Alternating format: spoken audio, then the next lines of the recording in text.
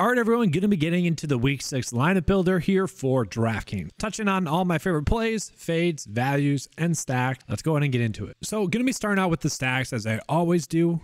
And just looking at it, guys, I do think that this Philly versus Jets game is somewhat appealing for stacking purposes because it feels relatively easy to stack that game. So we go to it. Obviously, we can be choosing between Jalen Hurts or Zach Wilson. I know Zach Wilson has been, I don't know how to describe it. Because he hasn't been as awful as people think. The play calling has really been terrible, but do we expect him to play good? And do we expect the play calling to be good? That's the biggest worry. He is very cheap, though, for a guy that is in a good matchup with some good weapons around him. I would say more times than not, you're just going with Jalen Hurts, though. You could easily go Swift as well, and that's where I was kind of trying to get at, where I like if we're trying to game stack this game, I might prefer Zach Wilson. That way we can still do Swift, where if we look at the preview, courtesy of the Odds Jam Sportsbook screen here, we can see almost 7-point dogs, 6.5, 42.5 for an over and under. And if we look at all the games, like none of them are supposed to be extremely high scoring, except for the late night game. Okay, so we really don't have to worry about... I don't want to say we don't have to worry, but it's not projected that a game is going to go bonkers per se. And so we can kind of do unique stacks. I don't think I want to run it back with Breece Hall. He played a good matchup last week. Didn't play that many snaps, though. Obviously, the Eagles probably a more pass-heavy script. I do think we can be playing Garrett Wilson in this game. And I do think Deonta Smith is going to get force-fed the football. The question in this game is like, which tight end do we want to roll with? Can we go with both of them? I mean, sure. If you think this game is going to be closer than Vegas thinks, maybe has the potential to be a shootout, by all means, you could go Tyler Conklin, who I really like, but you also could do Dallas Goedert there as well. And then we're getting, likely strong pieces to the puzzle in this game. We have a lot of salary left over to make a lot of things work. The game that I might be trying to stack the most, though, is going to be probably this game, Arizona versus the Los Angeles Rams. I also think that this game has a good chance to be a sneaky shootout. Now we look at this game, about a 6.5 point favorites there for the Rams. Kind of surprising there. Does James Conner really move the needle there by, I don't know, maybe a point? It's kind of weird. Looking at, though, pretty high scoring game, right? This is probably going to be the game that we want to attack the most. And it's going to be relatively easy to stack it. Like we just go with Matthew Stafford. Some people might want to go with Joshua Dobbs. They could. I mean, almost $1,000 price discount. If you're trying to game stack this game, that makes sense. I do like Kyren Williams as well. My worry is that like either Matthew Stafford's going to have a huge game or Kyren Williams is going to have a huge game. And that really just depends on where Sean McVay sees the weakness in that red zone defense, really from the 5 yards in. Kyren Williams has really been able to punch in touchdowns. Like he's been pretty good at gaining that extra yard or two, even for a smaller back. And so it wouldn't be surprising to see him multiple touchdowns. And it wouldn't be shocking to see him have a good game in the passing game. That would be kind of a unique stack, is like banking on another touchdown game for him. It could happen. I'm not saying it's likely to, though. I think we'd rather just go, honestly, Cooper Kupp, Puka Nacua. You could even go Tutu Atwell. Like, I don't think that's too crazy. Like last week, we look at it. Cooper Kupp had himself 22.8 fantasy points. We look at Puka Nacua, had himself 20 fantasy points. And we look at Tutu Atwell, had Matthew Stafford hit him on a deep ball that he should have hit him on, he would have had 20 points as well. Maybe close to that. I should really go back and watch the play. I'm pretty sure it was like a deep bomb. Like it would have been like I thought it was like a 60-yard play. Catch and then a touchdown added onto that. That's a lot of points, right? So like the chance for them to have a really good game was there, and that was against Philly, who relatively speaking is a very similar matchup. And so like I really don't mind the stack. And then you could potentially run it back with maybe Zach Ertz, could go with Marquise Brown, who's currently questionable, or you could take a gamble on either Michael Wilson having a really good game, or Rondale Moore. And if you guys are trying to stack this game, I do think that that's a good decision, because I do think one of these two are going to have a good game. And a lot of people are going to be asking about DeMarcado. I don't mind him, especially in this script where we are playing all four of these guys, because he's going to be the one that most likely will be getting the passing down work. At least that's what the reports are. I don't want to act like I have insider information to the Cardinals locker room. I don't. No one does. It seems like, and I say because like the insider reports that we have gotten this year have kind of been bad. Like they've been very misleading, especially last week and the week before that. But I wouldn't mind that. So from there, the next game that I think is going to be really awesome for stacking would be the Minnesota versus Vikings game, because not only do we have good value, but we also have a game that should stay close. Like 43.5 is the over and under, 3-point spread. And a lot of, it was funny. I mentioned, like, I don't think I'm being biased here, because when I was talking about the game, because, the Vikings are supposed to be the Packers rivals, but also the Chicago Bears are as well.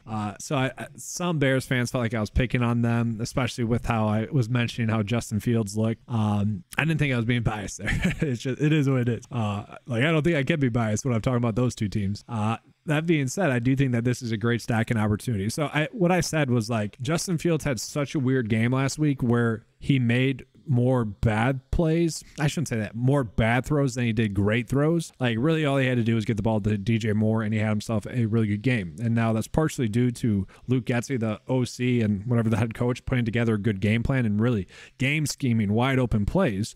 And that's part of the reason why, like I'm saying, he had bad throws. Like, he missed some plays and he could have had an even better game. But that being said, it's not like he failed to execute when those plays were there. I'm just saying, like, half of his production came from DJ Moore making plays that aren't typically going to be there. This is a really good matchup, though. There's one thing about Justin Fields, and one thing that really elevated his draft stock in fantasy football season-long league is that I remember last year, like, everyone saw a schedule, they're like, this is going to be a good schedule. I was trying to get Cole Kmet on my roster last year and like stuff like that because the schedule was awesome. He has proven that he can take advantage of those easy matchups. Minnesota on paper is going to be an easy matchup. So whether you go Justin Fields or you go Kirk Cousins, that's going to be up to you guys. I would say Fields has a higher ceiling this week, given the fact that Kirk Cousins is going to be without Justin Jefferson. So if you want to go Fields here, I don't mind that. That's the first time that I think I've recommended Fields as a play thus far this year. Besides the showdown, that doesn't really count. If you can fit in a quarterback on a showdown slate, typically you try to do that.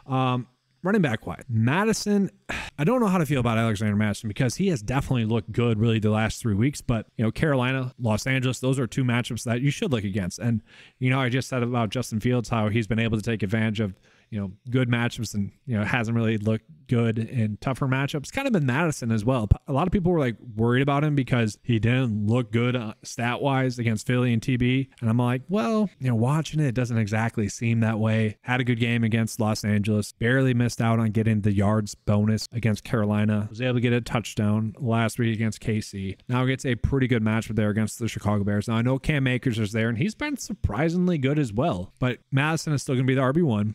And if you're really trying to game stack this game, I do see a path where you could end up on him. Now, we do need to mention the Bears situation as well. D'Onta Foreman. My question is, will he be the third down running back? And if so, how much work is he going to get? Because I honestly do not have a good feel for what's going to occur, which is rare. Typically, I feel like I can make a strong, educated decision. Like, if Travis Homer was active, he would be the third down running back. It kind of seems like it's going to be the Foreman show. And so if they're going to be playing from behind, we do know that the Bears do like to design some plays to the running backs. And I do have a sneaky suspicion that we might see, maybe more DJ Moore maybe operating out of the backfield like we see Tyreek Hill do occasionally. That would be my move personally, especially for third down situations. We'll see if that happens. But Foreman could be used in a pinch, like if you're trying to find value, especially in this game. Here's where it gets easy, guys. Let's close our eyes and just 1, 2, 3. There we go. We get all three receivers in there that we know have good matchups, should be on the field, 90% of the snaps. Easy there. The question would become TJ Hockenson or Cole Kmet. I'm going to go with TJ Hockenson. I think he's going to get force-fed the football there from Kirk Cousins. And so do we want to go Darnell Mooney is the question. Mooney should have had a much better game. Now, I mentioned he literally missed Mooney, I know it's 3 times, wide open. Can't remember the 4th target off the top of my head. But Mooney could have easily had a touchdown, could have easily had a massive game. And so at 3.7, if we're trying to game stack that game, this is probably too much. But at the same time, I kind of like it. It's good value. You can still fit in, whichever running backs you want, get a cheap defense. I don't mind that route. And now, guys, I don't really love this game. It's kind of the simple approach, though. Trevor Lawrence, you kind of like his ceiling. I know Gardner Minshew has the revenge game. You could go Travis Etienne, but really you go Calvin Ridley, Michael Pittman, Christian Kirk, and then you could go Pierce or Downs. I actually like Pierce a little bit more. He's playing 90% of the snaps, and he's just so much cheaper. Big plays have been close for him, and I would just say he's kind of due for a big game. Then you could go Evan Ingram at the tight end position. You're getting a decent game stack there as well. And then lastly, Carolina versus Miami. I do feel like we need to mention this game. Bryce Young is going to get a good matchup. He was able to produce in garbage time, which good for him. I do feel like he's been getting a little bit too much hate just because Stroud has looked good this year. You could go Tua here, but I worry that's going to be the Mostert show. And then we also have Chuba Hubbard in an interesting spot. And I don't know, this slate is fascinating. I'm going to be talking about values here, and Chuba Hubbard will be one that I bring up. With Miles Sanders out, like everyone is probably defaulting to Chuba Hubbard being a safe cash play, which I get. My worry is that we might see Shenault actually play a lot of running back. And so him at minimum price is intriguing to me. Okay. He had 5 carries and they were designed RB carries, guys. And so if he gets a couple of receptions, actually, it's fascinating. Like if he can get 35% of the snaps while also getting a couple of receptions, like, I don't know. I'm fascinated by Shenault basically as a running back play at 3K. It's an interesting thought. I do like Chuba Hubbard's going to hit value. Don't get me wrong. He should be able to. And then the next question is like, who's the RB2? Is it Chris Brooks? I think it's Chris Brooks. He was very impressive. He's been impressive at every single point that we have seen him. And don't get me wrong, every single Miami Dolphins running back thus far this season has been that. And guys, when I say that, like most of you guys know this, but like I cover preseason NFL DFS like crazy. I personally think I'm the best at it in terms of content creators, DFS analysis and whatnot. I think I'm the best covering it. And so when I say full season, I'm talking about 12 weeks now. Chris Brooks was one of the players that really stood out in the preseason. So did Ahmed, though. He looked good as well. But Brooks last week was used kind of as like a fullback. Like he was blocking on a few Achane plays and a few Mostert plays as well. They're both probably going to be active, but I wouldn't be shocked to see Brooks have a touchdown as the RB2. It could be a sneaky value. I don't think we want to go crazy with it. Obviously, receiver-wise, you could just, it's another one of those situations where boom, boom, boom, just rapid click. Kind of as simple as that. Like, I don't think Thielen's high enough price for how well he's done lately, especially given the matchup. He should be higher priced. I don't think DJ Chark is priced high enough given the matchup, given how well he's played. I shouldn't say he's played well, but no. Coming back from injury in week 2. So then these other 2 games, 18, 4.8. and 13 points. Then also Jonathan Mingo had a cheap price tag as well. Like there are definitely ways you can stack that game. But I feel like we got a good sense of the stacks. Let's go on and get into my favorite values. I already touched on some of them, but we'll do the, full value deep dive here for you. So I mentioned last week, like it felt like the really good value plays that we had been getting all season, it felt like it kind of dried up a little bit last week. Like there's no real need, besides Wendell Robinson, there's no real need to really go that low. I mean, I like Zach Wilson, don't get me wrong, last week. But other than that, it didn't feel like we should be going down that low too much. So this week, it's kind of different. It feels like we got a lot of sneaky good plays. It's not going to be Puka Nacua in week 1, like I mentioned, or Tank Dell in week 2 and 3. It's not going to be any of those situations, or Westbrook in week 4. It's not going to be any of those where we somewhat had kind of clear values that we wanted to be on. It's just going to be a lot of names that are intriguing values, especially with however your lineup construction comes about. So what I want to do is I want to look at really these quarterbacks that are like around 5K. Because we have so many. Bryce Young in a favorable matchup going against Miami. I already mentioned we could stack that game. If you guys want to use Bryce Young there, like I think he has a good chance to have some garbage time points there in production. I don't mind the idea. I think that's not a terrible idea, and he's going to be low owned. Desmond Ridder coming off of his best game of his career. Now, typically speaking, I don't want to go in on a player like that. Like, let's just look at this. Green Bay, I felt like a little bit of fluky production there, but he followed that game up with a bad game. Now, that was against Detroit. We have seen them be a good defense. He's going against Washington, who just got beat up by Justin Fields and really didn't present any sort of resistance at all for production. Someone you could look at, I don't know, I still need to see it one more time. Gardner Minshew revenge game. Everyone's going to be going in on that. You have Mac Jones. Now, Mac Jones and this whole offense has looked terrible, but let's not forget, in week 1, he did have 28 points. Like, would this be out of the realm of possibilities for him to have a good game against this Las Vegas Raiders defense that, for some reason, Matt LaFleur couldn't scheme anything up against because he was too afraid of Max Crosby? Guys, as a Packers fan, that's so frustrating. Like, LaFleur will do random stuff like that, and it's just like, why? Like, just play a normal game. If he changes the game, let him change the game. I don't know. It's just annoying. I don't think we're going to see any glaring mistakes like that. And Mac Jones is going to be without Juju, who I would say that's a plus, and Demario Douglas, who you guys might know by now I freaking love. But I guess it just wouldn't be crazy to see him rush and have a decent game. The value that I like the most is going to be the same one from last week, Zach Wilson. I was watching that game back, and, he did mess up a touchdown play to Garrett Wilson. He he read the read late, and then because he read the pass play late, he kind of tried to really gun it in there, and then Garrett Wilson couldn't handle it. Probably should be a touchdown on most plays. It wasn't, obviously, but you give him a touchdown there, not as bad of a game as it would say. And heck, at this price tag, we would have taken that production actually. And so I really don't mind him in stacks. Like if you want to go Zach Wilson, Garrett Wilson, and then also Tyler Conklin, I still like that path. And I do think a 20 fantasy days there for him could be there. I don't want to say that's going to happen. It could be there for him. And so price point wise, he is still my favorite value. Now, a lot of people are going to be asking about Walker. Yeah, I'm not touching this guy. He's going against the Niners. Could he get some garbage time points? Sure. But yeah, no, I don't want to touch that. I mean, like let's just put it this way. Could he rush for 20 yards, get a rushing touchdown, get you 8 points that way, and then really get you 3x by scoring 12 DraftKings points? Sure. I just worry about the ceiling there. So not worth it to me. Now let's go ahead and get into those fascinating value plays we have at running back. It is crazy. So we'll start with Arizona. We got DeMarcado there. And once again, guys, I'm looking at 5K and lower here. DeMarcado is expected to be the passing down back. Now, Keontae Ingram is back. He is the better talent. I think most people would see that.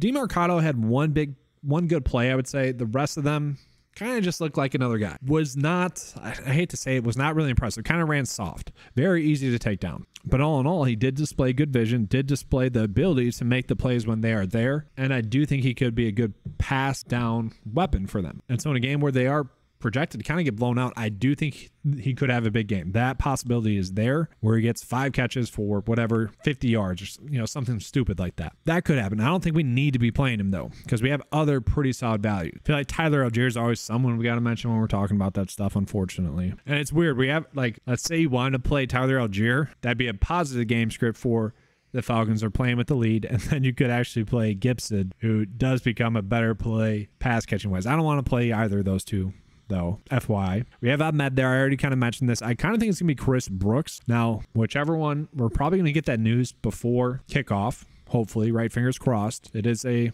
first slate of games. I guess there's another overseas game, so technically not, but you guys know what I'm saying. But we should get that news before. I think it's going to be Chris Brooks, and him at the minimum price for the running back, I think is interesting, especially going against Carolina. One of those two are probably going to have a good chance to have some garbage time production there as well. Could be a sneaky play there. I mean, like, very sneaky. I like the upside there.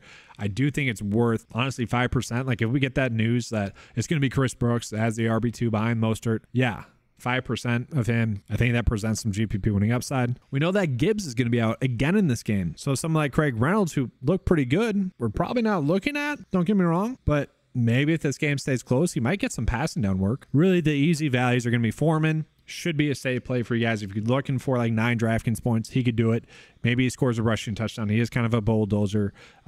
The issue with someone like Foreman is I kind of feel like you somewhat offensively need a game plan around him as a player to get the most out of him. They might do that, but obviously we don't think that's going to happen. Chuba Hubbard's going to be in a pretty darn good spot there. He should get about 60% of the work, but I also do think Shenault is going to be the RB2 in that offense, getting around 35% of the work. And if that happens, he's definitely interesting there. Shenault is going to be listed as a receiver, though. So yeah, a lot of interesting plays there. Let's go ahead and move on into receiver. So yeah, Shenault, definitely a fascinating play. I at 3K, guys, I do think it's worth a look. Another one of those plays where like 5% or so, we know he's a big play guy. Like, he could burst a big play and it wouldn't be shocking to anyone. If he catches a screen, breaks it for a touchdown, like, that wouldn't be shocking. That's within the realm of possibilities, especially against Miami, a team that you're probably going to be playing from behind, and a team that hasn't been that good defensively. It could happen. Like, I think that is worth the risk. We're not going crazy with it, but within the realm of possibility. Now let's look at some other receivers that are going to be below 4K. And guys, we have a ton. I was hoping that Mike Williams would be out. He is not. So Trey Palmer, not looking at him now. DJ Chark, I already mentioned, he is at 4K. Still in a pretty good spot, I would say there. Curtis Samuel, always something that's decent. Darnell Mooney, GPP, upside play. Justin Fields, missed him on a few plays. Nearly had a big game, but he didn't. He ended up with 0 catches because all his big plays were missed. You got Jonathan Mingo there. 7 targets, played a lot. Definitely an interesting click at 3.5. You got the 2 Arizona players, receivers. I would say they're only stack plays, like game stack plays. I don't really want to be touching them. Trenton Irwin, I do want to bring this up. If T. Higgins is out, he is someone we can be looking at, guys. Would become probably the best value on the board, honestly. But if T. Higgins plays, and it's questionable because they have a bye week next week, so like, why force it? But if T. Higgins plays, we're not looking at him at all. If T. Higgins sits, probably the best value. Kind of weird like that. And that's a game that you want to be a shootout as well. I didn't mention that game because of the T. Higgins news. You could stack that game though. Bengals defense is pretty solid, so like it's tough to run back any of the Seattle players. I do think John Mechie is going to be the receiver number 3 in this offense now, with Tank Dell looking like he's going to sit. So he is someone that he's not going to be Tank Dell, but they have schemed some open plays. Like, a lot of Tank Dell's production came because he's talented, don't get me wrong, but came from scheme. And so Like if we see Mechie score a touchdown, wouldn't be too shocking. And then that's kind of it. Let's go ahead and move on into tight ends. I don't really see any great tight end values. So what I'm going to resort to is actually just looking at the 9-to-5 lineup optimizer here and just seeing which tight ends are the best values. So I'm just going to tight end there. Boom. Salary. We could do less than 3K, which is what I'm going to do. Then I'm sorting by value here. Noah Fant, Granson. I actually think Mike Gesicki could possibly have a big game. They're going to be running out more 12 personnel if the game stays close. Could use that. We did see Michael Mayer be a little bit more involved in the offense. And actually, let me take a peek at the snap counts there. That could be it. What do you guys think? Is that the best tight end value? I actually don't mind that. You know, for press, for lineup, salary relief, I don't mind that. Like you heard in the broadcast, they really want to make an emphasis on getting him the football. Didn't result in much, but obviously if you're only spending 2.5K, like you love the rest of your build, right? You don't even want to use the headache of going with Logan Thomas or Tyler Conklin, who look like great plays. That's an okay thought. It's going to be an ugly game though, I think. All right, so now we're just looking at the ownership, talking about some fades that we could potentially be on or not be on. So I will say Travis Etienne, this is surprising to me. I don't expect him to be chalk. I expect this to get corrected. I don't feel like we need to be going out of our way to roster him this week. It seems pretty clear. We want to go Kamara, Mostert, maybe Chuba, but also DeAndre Swift. And one player you're not going to see popping up in there is Swift. I also want to point out here, I find this fascinating. Kyren Williams getting a lot of ownership at 16%. Where is Kirk Cousins? Not Kirk Cousins. Matthew Stafford, sorry. It's pretty low at like 10% there. And I think those two should be exactly the same. Like either you're playing Matthew Stafford or you're playing Kyren Williams. Like to me, it seems like that is just the move, given how that game is projected to play. Then obviously if you're going Matthew Stafford, then you're going with Cooper Kupp. Jordan Addison, I would say, is correct. Kirk, I'm fine with. Chase, I'm fine with. Hubbard, I would say maybe a little bit too high owned. Like I do think Shenault, very interesting play. Like you're watching the film from last week and you're like, Shenault looks probably like the best running back. Coach is saying that he's going to get some work at the running back position. Maybe they ride the hot hand. It's just like Hubbard hasn't looked bad. Don't get me wrong. Just something that could happen. And I'm not saying he shouldn't be high owned because he should be. But like you could easily pivot to Foreman. I don't love that either, but we're not seeing him be that chalky. Just interest, I would say. And then Tyler Boyd. I'm actually curious. Like Tyler Boyd, will he be extreme chalk if T. Higgins is ruled out? Probably should be. Mixon, I don't think we need to be on. Mixon is just so blah. Like, it's like nothing. He hasn't looked good for years. He hasn't looked bad though. I will say Christian McCaffrey being this low owned is fascinating. We just hope if you're playing him, you hope that they can keep it close enough. The other team close enough for long enough. 12% is pretty low. Let's see here. Anything else that's popping up? Puka Nacua being that much lower owned than Cooper Kupp is fascinating. I think those two should be about the same, especially considering the price differences. TJ Hawkinson not being that chalk is surprising. And I will say, where is Logan Thomas as well? I thought he would be like the obvious tight end play that everyone would be on. We're not seeing that. Same thing with Tyler Conklin. I thought those two would be pretty high owned. We're not seeing that. So potential edges for you guys there to get on those players. So Logan Thomas, 5%. That's wrong. We got to pump those numbers up. Actually, don't. Please don't. So I'm feeling pretty good about this week looking at the ownership, honestly. Like last week, I was like, yeah, it's probably right. This is not going to be a fun week. And the chalk all hit. I like this week. There's enough there where we can make some smart, educated lineup decisions and pivots. I hate when the slates are just like so straightforward and it's just a matter of being more correct, pretty much. Let's go ahead and give you guys just like a lineup here. And just as an FYI, what I like to do like after this video is I will literally go in and everything I just mentioned, like those fades, I will limit their ownership if I don't want to be on that much. So like, let's look at it. Who's the highest owned? Or like you could start here with like projections. Like which players do I think might not have the best game? Like, all right, Tua, max exposure 5. Jalen Hurts, max exposure 10, whatever. You have to put 2 little data points in there. I've been showing you guys casually how to use this, throughout the weeks, but I'll do those stacks that I mentioned, maybe a team stack, maybe a player stack. I'll be doing that, but let's just run this and see what the optimal lineup is right now. And yeah, it's okay. I would say Trevor Lawrence, I get why data likes it. A little bit too risky for me. We got Mostert, Breece Hall. We're not touching Breece Hall, I don't think, guys. There's better options. I'd rather go Swift. I'd probably rather go Chuba Hubbard, and I know I just bashed him. DJ Moore, that makes sense. Drake London, I get it, honestly, at that price tag.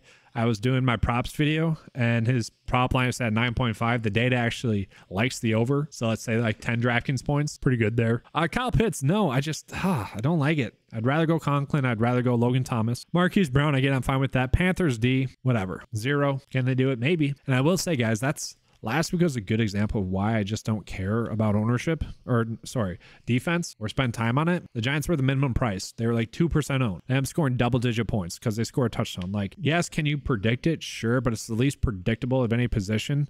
And especially when the lowest price defense can be one of the highest scoring on the slate. Like, it's really not worth the effort. I don't know.